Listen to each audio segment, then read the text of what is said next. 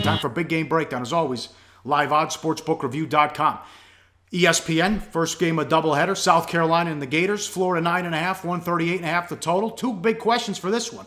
How good are the Gators, and how do you break down the first meeting between these two teams? South Carolina was laying 2 January 18th. They won 57-53. Florida was 0 of 17 from 3 and missed 13 free throws, Teddy. Yeah, look, the number 3 defense, South Carolina, met the number 4 defense, Florida. And what we see, the game was scoreless until 14-14 when Kenny Hill finally had a steal and a layup.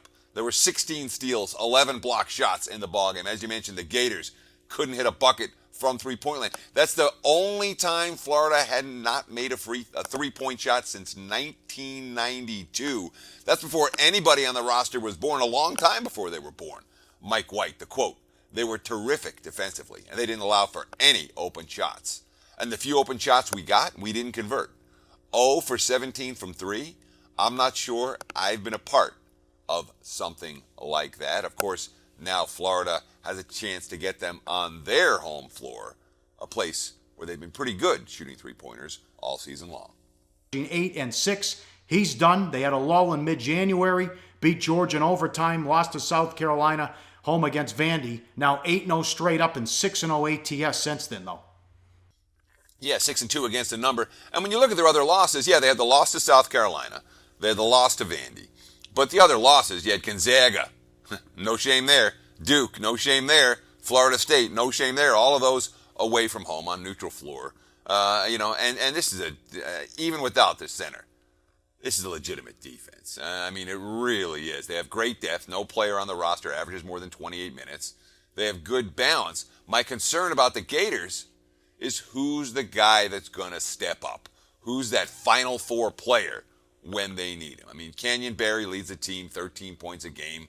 Kevon Allen, 13 points a game. These guys aren't Lonzo Ball or Nigel Williams-Goss or Frank Mason or Josh Hart or those type of players.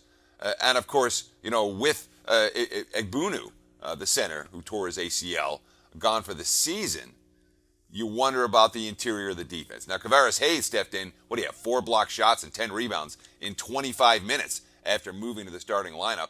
He filled his shoes for a couple of games. We'll see if he can do it long term. Obviously, every time you lose your starting center at this stage of the campaign, it's never a good thing. South Carolina, great on defense, ugly on offense. Very ugly. 300 in the nation in effective field goal percentage.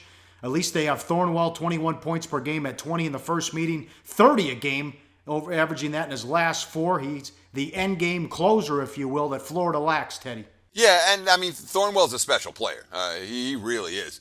And he's someone who's a lot of fun to watch, and he's someone who can score a basket when guarded at the end of a contest. But when you watch the Gamecocks offensively, even compared to a team like Florida, it's ugly.